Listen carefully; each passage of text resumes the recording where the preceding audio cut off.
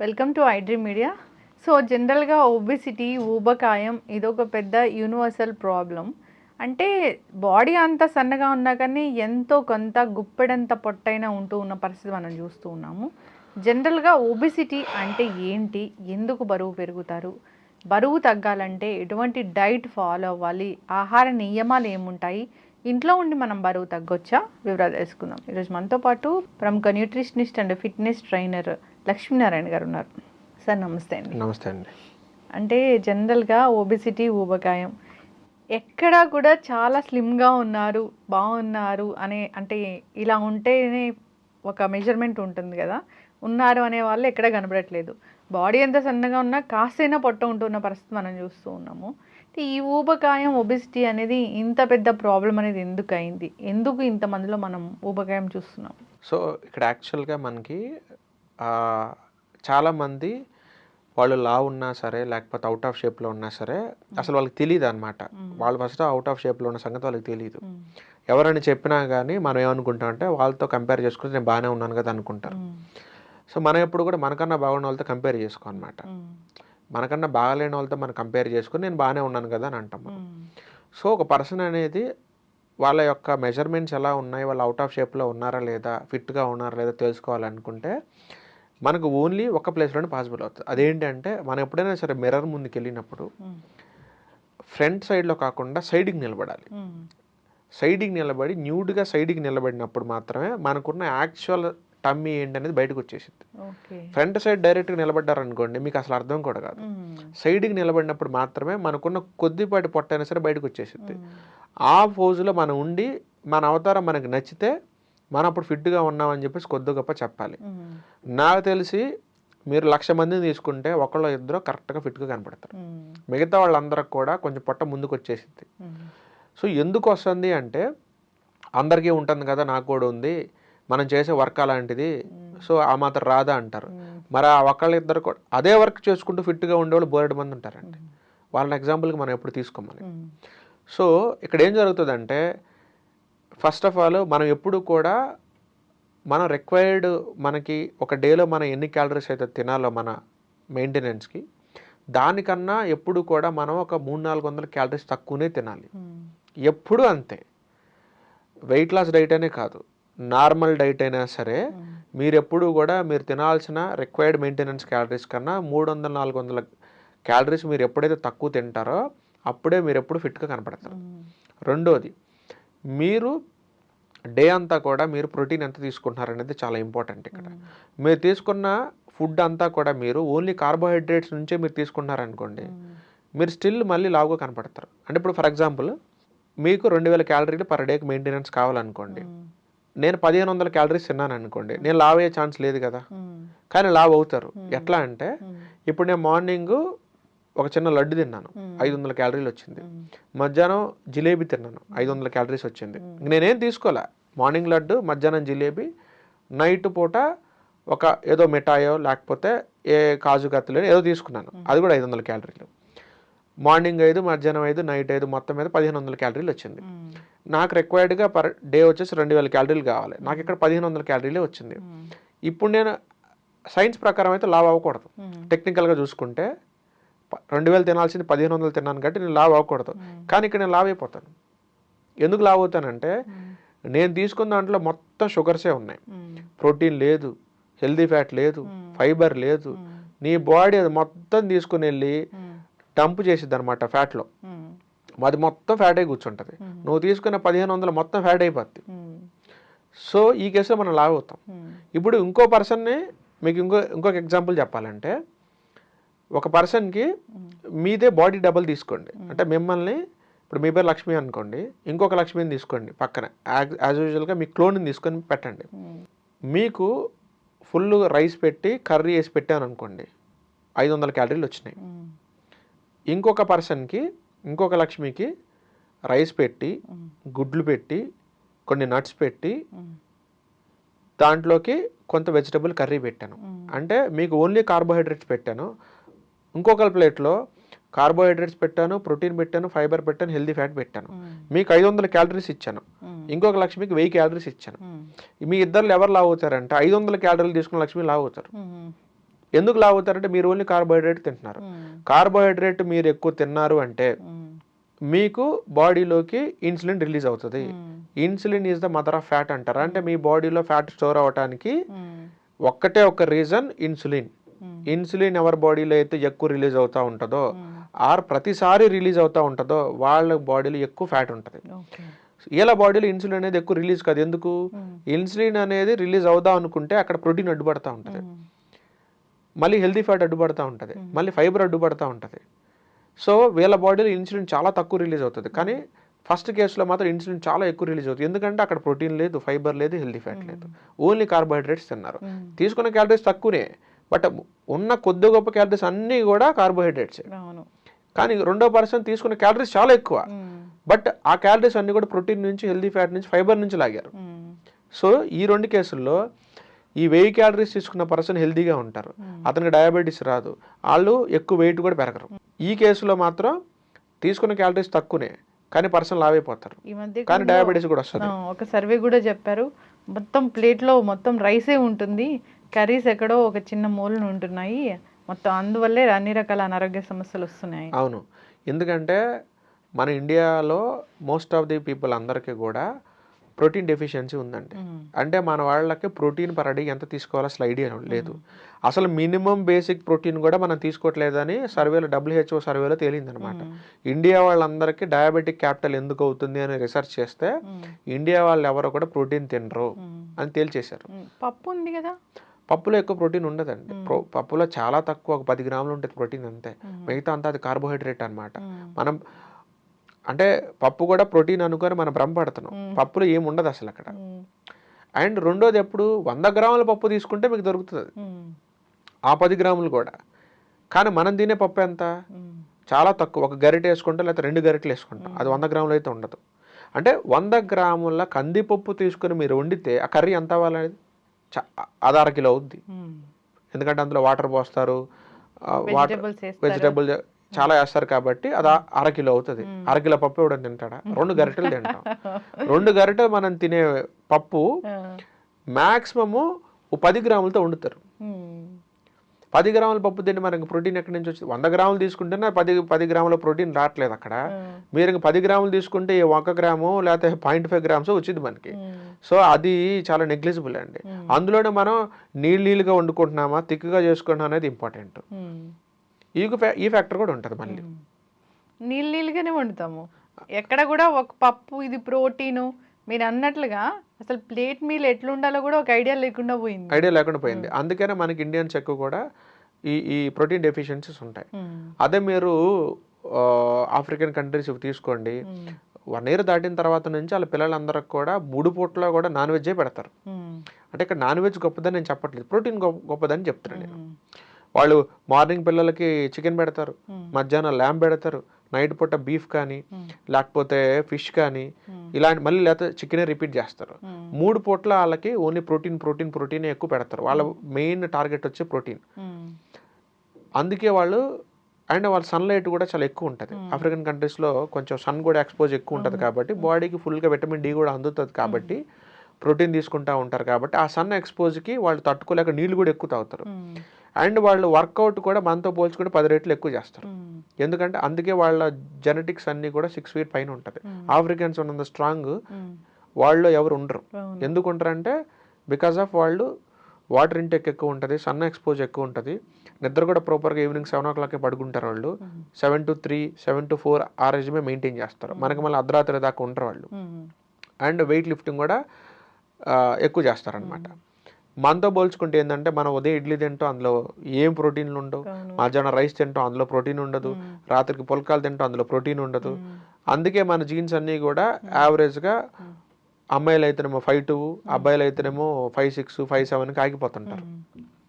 Height కూడా దీన్ని బట్టే, హైట్ కూడా ఇంతే ఉంటుందండి. ఇప్పుడు మనకి జీన్స్లో ఎప్పుడైనా సరే 6 feet పెరగాలి అని చెప్పేసి మనకి జీన్స్లో వచ్చింది అనుకోండి, మీరు ఆ పిల్లోడికి చిన్నప్పటి నుంచి ఎడాక్వేట్ ప్రోటీన్ కానీ హెల్తీ ఫ్యాట్ కానీ ఇవన్నీ పుష్కలంగా మీరు ఇవ్వలేదు అనుకోండి, 6 అడుగులు పెరగాలని జీన్స్లో వచ్చినా సరే అతను 5'6", 5'7" ఆగిపోతాడు. చిన్నప్పటి నుంచి కూడా మనం బాగా ఇలా నాన్ వెజ్ పెట్టాలా? ప్రోటీన్ ఐటమ్స్ ఎక్కువ పెట్టాలి. నాన్ వెజ్ అని కాదు, ప్రోటీన్ ఐటమ్ పెట్టాలి. నాన్ వెజ్ తినే ఫ్యామిలీ అనుకోండి, హ్యాపీగా మీరు డైలీ చికెన్ బ్రెస్ట్ తీసుకోవచ్చు, డైలీ ఫిష్ తీసుకోవచ్చు, ఎగ్స్ తీసుకోవచ్చు.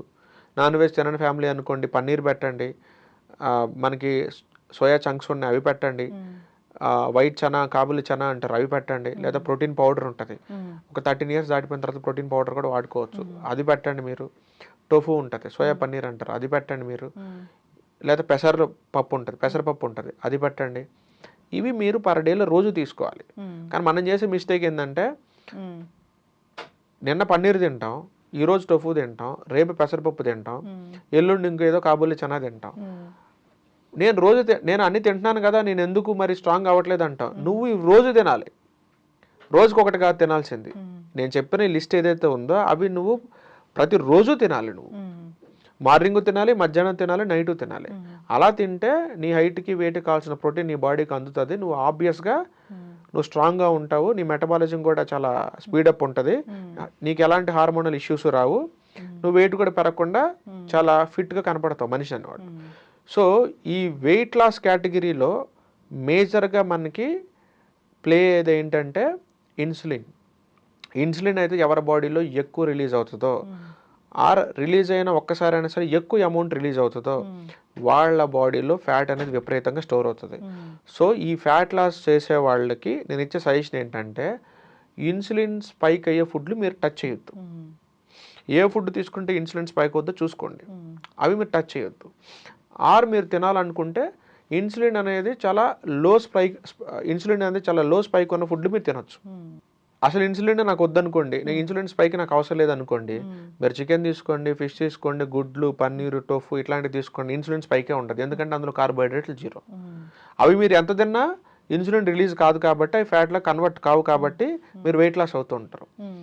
లేదు నాకు కొంచెం ఇన్సులిన్ స్పైక్ అయినా పర్లేదు, ఎక్కువ అవసరం లేదు అనుకోండి, ఒక ఇడ్లీ పెట్టుకోండి, ఇన్సులిన్ అనేది స్పైక్ అవడానికి రెడీగా ఉంటుంది. ఈలోపు దాని పక్కన 2 గుడ్లు యాడ్ చేయండి, కొంచెం ఒక స్పూన్ నెయ్యి యాడ్ చేయండి, కొంచెం వెజిటేబుల్ కర్రీ లాంటిది యాడ్ చేయండి. సో ఇన్సులిన్ స్పైక్ అవ్వబోతున్నప్పుడు ఈ protein, healthy fat, fibre insulin అనేది హై స్పైక్ అవ్వకుండా దాన్ని మీడియంగా అక్కడే సప్రెస్ చేసేస్తుంది. సో మీరు సేఫ్ సైడ్లో ఉంటారు.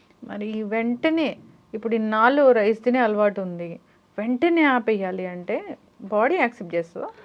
యాక్సెప్ట్ చేస్తుందండి. అంటే యాక్చువల్గా అది అలవాటు అండి. సో మనకి ఏదైనా సరే మనకి ఫ్యాట్ లాస్ ప్రోగ్రామ్, నేను డిజైన్ చేసిన ఫ్యాట్ లాస్ ప్రోగ్రాంలో కూడా 90 days ఫ్యాట్ లాస్ ప్రోగ్రామ్ ఉంటుంది. సో అందులో కూడా నేను ఏంటంటే పర్సన్ యొక్క స్టెబిలిటీని నేను ఎస్టిమేషన్ చేసుకుంటాను. అంటే అంటే అంటే ఆ పర్సన్ అనే అతను కంప్లీట్గా రైస్ తీసేస్తే అతని బాడీ ఒప్పుకుంటుందా లేదా. కొంతమంది చెప్తారు, లేదు సార్ నేను ఇంతకుముందు కూడా డైట్లు చేశానండి, అప్పుడు రైస్ మొత్తం నేను తీసేసాను, నాకు పెద్ద ప్రాబ్లం లేదు సార్, మీరు రైస్ లేకుండా నాకు డైట్ ఇచ్చేయండి అంటారు. అలాంటి వాళ్ళతో నాకేం ప్రాబ్లం ఉండదు. కొంతమంది స్పెసిఫిక్గా ఏం చెప్తారంటే నాకు కొంచెం రైస్ ఉండాలి సార్, లేకపోతే నా వల్ల కాదంటారు. అలాంటప్పుడు ఏం చేస్తామంటే రైస్ క్వాంటిటీని తగ్గించి అదే ప్లేట్లో ప్రోటీన్, హెల్తీ ఫ్యాట్, ఫైబర్ క్వాంటిటీలు పెంచుతాం అనమాట. సో అతను రైస్ తిన్న ఫీలింగ్ ఉంటుంది. అలా అని చెప్పేసి కడుపు నిండకుండా ఉంటుందా అంటే ఇంకా ఎక్కువ నిండుతుంది కడుపు. ఎందుకు? ప్రోటీన్ తోటి, హెల్తీ ఫ్యాట్, ఫైబర్ తోటి కడుపు ఎక్కువ నిండుతుంది. కాదు మీ లాజిక్ ఏం చేస్తామంటే ముందు వాళ్ళని ఫైబర్ తినిపిస్తాం, దాని తర్వాత ప్రోటీన్ తినిపిస్తాం, తర్వాత ఫ్యాట్ తినిపిస్తాం, తర్వాత లాస్ట్లో కార్బోహైడ్రేట్ తినిపిస్తాం. అంటే యూజువల్గా మనం పప్పు అన్నానికి వెళ్ళామనుకోండి, ఫస్ట్ మనకేం పెడతారు? బజ్జీలో లేకపోతే గారెలో పెడతారు, అంటే carbohydrate item. First carbohydrate item మన బాడీలోకి వెళ్ళింది అంటే ఇన్సులిన్ స్పైక్ చాలా ఎక్కువ ఉంటుంది. ఫస్ట్ కార్బోహైడ్రేట్స్ ఐటమ్ కాకుండా మన బాడీలోకి ఫస్ట్ ఫైబర్ కానీ, ప్రోటీన్ కానీ, హెల్తీ ఫ్యాట్ కానీ ఇవి మన బ్లడ్ స్ట్రీమ్లోకి వెళ్ళాలి, లాస్ట్లో కార్బోహైడ్రేట్ వెళ్ళాలి. కానీ ఆ ఆర్డర్లో మనకి ఎప్పుడు పప్పు అన్నాలు పెట్టరు. ఆ ఒక్కరోజు తప్పదు అనుకుంటే తినండి, కానీ బఫెట్కి వెళ్ళినప్పుడు ఆ ఆప్షన్ మీ చేతుల్లోనే ఉంటుంది. సో ఫస్ట్ మీరు అక్కడ ఎగ్స్ కానీ, చికెన్ కానీ, ఫిష్ కానీ, సలాడ్స్ కానీ, లేకపోతే అక్కడ ఏదైనా బటర్ కానీ ఇవి ఫస్ట్ తినండి. అవి ఫస్ట్ తిన్న తర్వాత లాస్ట్లో కార్బోహైడ్రేట్ ఐటమ్ అంటే రైస్ ఐటమ్ కానీ, పుల్కాలు కానీ, మీరు రోటీస్ కానీ అప్పుడు మీరు లాస్ట్లో తినండి. ఫస్ట్ అంతా మీరు అవి తినేసి లాస్ట్ మీరు సలాడ్కి వచ్చారంటే మాత్రం బొక్కబడిపోతుంది. సో అందుకని మీరు తినే ఆర్డర్ మార్చాలి. ఫస్ట్ ఫైబర్ తినేసేయండి, తర్వాత ప్రోటీన్ తినండి, తర్వాత ఫ్యాట్ తినండి, లాస్ట్లో కార్బోహైడ్రేట్ తినండి. ఈ ఐటమ్ ఈ ఆర్డర్ని మీరు మార్చడం వల్ల కూడా మీరు డయాబెటిక్ రాదు, మీకు మీ బాడీలో ఇన్సులిన్ స్పైక్ అనేది తగ్గుతుంది, తద్వారా మీరు ఆబ్వియస్గా మీరు వెయిట్ లాస్ కూడా అవుతారు. పొట్ట ఒక్కటే ఉంటుంది కొంతమందికి, అది ఎందుకు? పొట్ట ఎక్కడే ఎందుకు ఉంటుందండి అంటే వాళ్ళ బాడీలో ఇప్పుడు మన జీన్స్లో కూడా మనకి వాళ్ళు చూస్తే వాళ్ళ ఫాదర్కి కూడా ఎంటైర్ బాడీ అంతా సన్నగా ఉంటుందండి, ఓన్లీ పొట్ట ఒక్కటే ముందుకు వచ్చింది. కొంతమంది ఏం చేస్తారంటే తినేటప్పుడు నీళ్ళు విపరీతంగా తాగుతారు. వాళ్ళ బాడీలో ఆ నీళ్లు తాగటం వల్ల ఈ స్టమక్ యాసిడ్స్ అనేవి డైల్యూట్ అయిపోతుంటాయి. ఫుడ్ అనేది సరిగ్గా డైజెస్ట్ కాదు, అదంతా కూడా పొట్టలో స్టోర్ ఉండిపోతుంది. అలాంటి కేసుల్లో కూడా ఏమవుతుందంటే ఓన్లీ పొట్ట ఒక్కటే ముందుకు వస్తూ ఉంటాయి. మీరు చూడండి, ఎప్పుడైనా సరే ఎక్సర్సైజ్ అనేది చేయకుండా, అంటే వాళ్ళ ఫాదర్స్లో నుంచి వాళ్ళ ఫాదర్స్ కూడా లావుగా ఉండి వాళ్ళ తాతలు వాళ్ళ మదర్ కానీ వాళ్ళ సైడ్ వారసత్వం అంతా కూడా లావుగా ఉన్నప్పుడు మీరు ఇక్కడ చీట్ మీల్స్ తింటే మీరు కూడా అదే విధంగా మొత్తం ఓవరాల్ బాడీ అంతా కూడా లావు అవుతుంటుంది. కానీ ఇలా జెనెటిక్స్లో అందరూ కూడా సన్నగా ఉండి కానీ మీరు మాత్రం చీట్ మీల్స్ ఇక్కడ తిన్నారనుకోండి, మీకు ఎంటైర్ బాడీ లావ్ అవ్వచ్చు, మీకు ఓన్లీ పొట్టొక్కటే ముందుకు వస్తూ ఉంటుంది. ఎందుకంటే మీ జీన్స్లో ఎవరో కూడా చేతులు లావుగా ఉన్నోళ్ళు, థైస్ లావుగా ఉన్నోళ్ళు, వీపు లావుగా ఉన్నోళ్ళు ఎవరు లేరు మీ జీన్స్లో. సో ఈ కేసులో ఏం జరిగిద్దంటే మీరు లావ్ అవడానికి ట్రై చేస్తున్నారు, బట్ మీ జీన్స్లో అది లేదు, అందుకనే రిజల్ట్ ఓన్లీ మీ పొట్టే ముందుకు వచ్చింది. అదే మీ జీన్స్లో ఆల్రెడీ ఎవరన్నా ఓవరాల్ పైనుంచి కింద గుండ్రంగా ఉన్నారనుకోండి, మీరు ఇక్కడ చీట్ మీల్స్ తింటే మీరు కూడా అలానే తయారవుతారు. ఓకే. ఇప్పుడు ఇంటర్మీడియట్ ఫాస్టింగ్ అని ఈ మధ్య చాలా వైరల్ అవుతుంది, అది బాగా వెయిట్ లాస్లో ఉపయోగపడుతుంది, డయాబెటీస్ కంట్రోల్ చేసుకోవడానికి బాగా పనిచేస్తుంది అని. నిజంగానే ఇంటర్మీడియట్ ఫాస్టింగ్ అనేది అంత మిరాకిల్స్ చేస్తుందా? యాక్చువల్గా ఇంటర్మీడియట్ ఫాస్టింగ్ అంటే డైలీ 2 times తింటామండి. ఇక్కడ two types of intermediate fastings ఉన్నాయి. ఒకటేమో 8 hours విండో గ్యాప్లో మనం ఫుడ్ అంతా తింటాం అనమాట. వాళ్ళు 10 సార్లు తింటారు, 20 సార్లు తింటారు, బట్ అంతా 8 hours విండోలో తింటారు. దీన్ని కూడా ఇంటర్మీడియట్ ఫాస్టింగ్ అంటారు, ఎందుకంటే 16 hours ఫాస్టింగ్లో ఉంటారు కాబట్టి. ఇంకొక రకమైన ఇంటర్మీడియట్ ఫాస్టింగ్ ఏంటంటే డైలీ 2 meals తింటారు, బట్ మీల్కి మధ్యలో 8 hours గ్యాప్ ఇస్తారు. దీన్ని కూడా అంటారు ఇంటర్మీడియట్ ఫాస్టింగ్ అని. కీటో డైట్లో ఎలా అయితే మనకి వేరే ఫార్మాట్స్ ఉన్నాయో, ఇంటర్మీడియట్ ఫాస్టింగ్లో కూడా డిఫరెంట్ ఫార్మాట్స్ ఉన్నాయి. ఒక ఫార్మాట్లోనేమో 8 hours విండో పెట్టుకొని మొత్తం అంతా కూడా వాళ్ళు తినాల్సిన ఫుడ్ అంతా 8 hours తింటారు, అది ఎన్నిసార్లు తినొచ్చు వాళ్ళ ఇష్టం. ఇంకొక ఫార్మాట్ ఏమో 2 meals తినాలి, బట్ మీల్కి మధ్యలో 8 hours గ్యాప్ ఇవ్వాలి. సో ఇందులో బెస్ట్ వన్ ఏంటి అంటే మీల్కి మధ్యలో 8 hours గ్యాప్ ఇచ్చే ఫార్మాట్ అనేది బెస్ట్ వర్షన్ అనమాట. యాక్చువల్గా మనం తినేది 2 meal ప్యాటర్న్ మనకి చాలా కరెక్ట్. మనం ఎప్పుడు కూడా 3 meal ప్యాటర్న్ తినకూడదు, ఎందుకంటే 3 meal అనేది పొలం పనులు చేసేవాళ్ళు, బయట ప్లంబింగ్ కార్పెంటరీ పనులు చేసేవాళ్ళు, లేబర్ పనులు చేసేవాళ్ళు, లైక్ పెయింట్లు వేసుకునేవాళ్ళు, సిమెంట్ పనులు చేసేవాళ్ళు 3 meal ప్యాటర్న్ తీసుకోవాలి.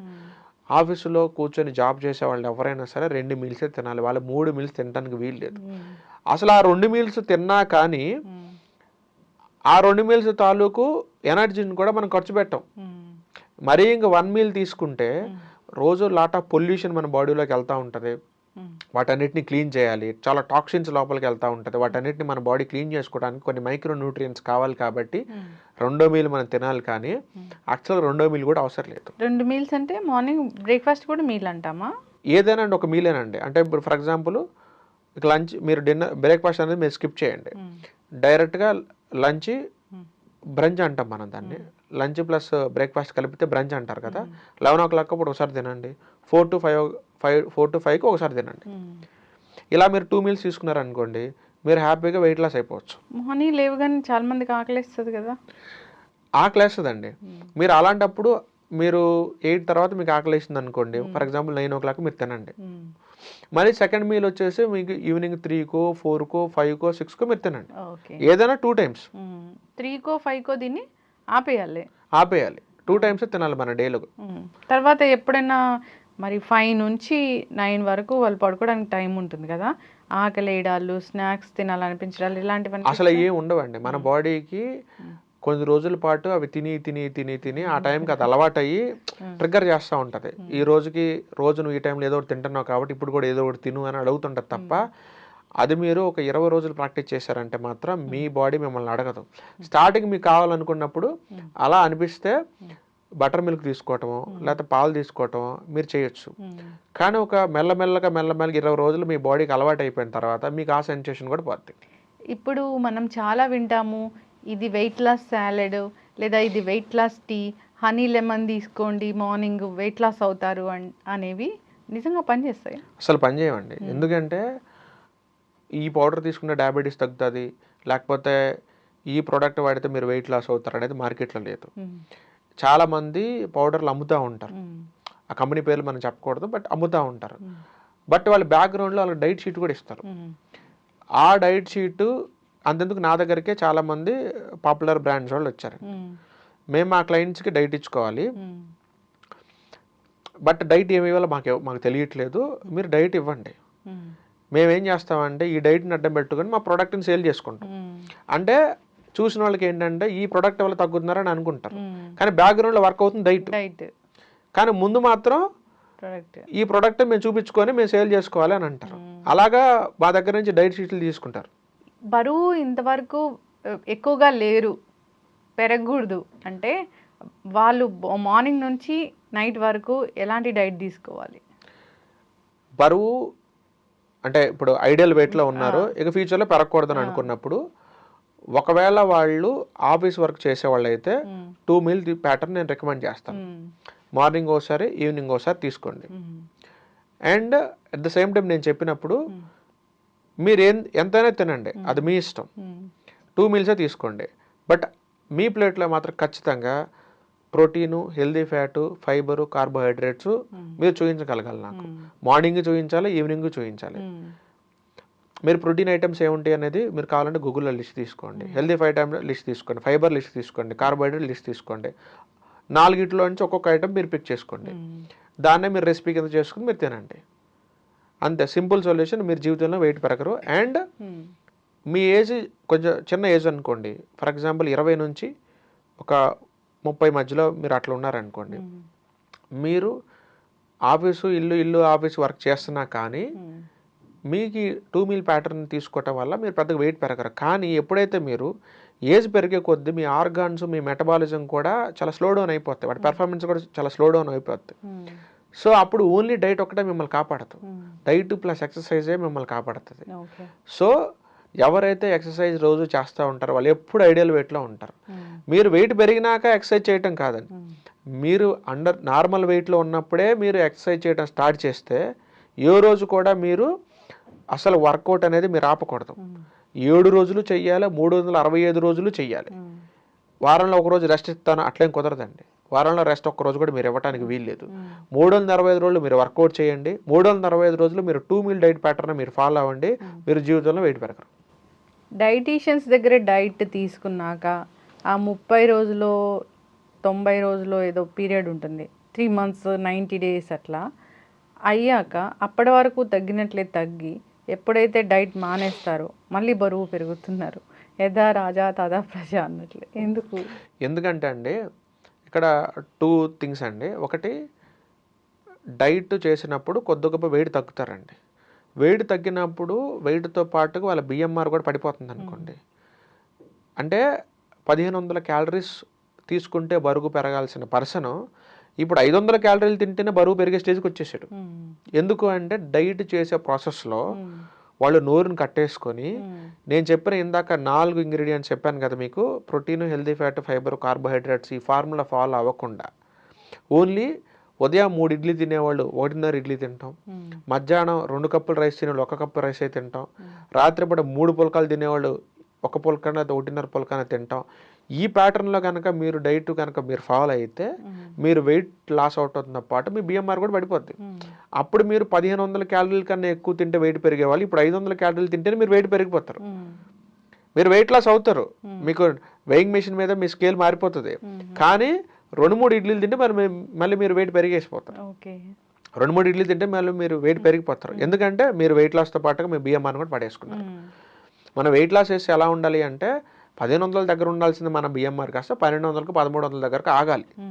మరి 500కి 400కి తీసుకొని రాకూడదు దాన్ని. 400 తగ్గి ఏముంది, 400కి మించి తింటే పెరగటం అంటే 2-3 ఇడ్లీలు తింటే పెరుగుతారు కదండి ఇంకా. సో వెయిట్ లాస్ చేసేటప్పుడు పర్ఫెక్ట్గా మీ డైట్లో నేను చెప్పిన 4 ఐటమ్స్ మీరు పెట్టుకోండి. అలా తినుకుంటూ మీరు వెయిట్ లాస్ అయితే మీరు మళ్ళీ జీవితంలో మళ్ళీ పెరగరు. రెండోది, ఆ 3 నెలల ఫేజ్లో మిమ్మల్ని ఫాలోఅప్ చేస్తూ ఉంటారు డైటీషియన్స్ కానీ వాళ్ళ టీం కానీ. ఆ 3 నెలల తర్వాత మీ కోర్స్ అయిపోయిన తర్వాత మిమ్మల్ని ఫాలోఅప్ చేసేది ఎవడు ఉంటాడు, మీరు ఏమి తిన్నా అడిగేది ఎవడు ఉంటాడు, ఆబ్వియస్గా మీరు వెయిట్ పెరిగిపోతారు.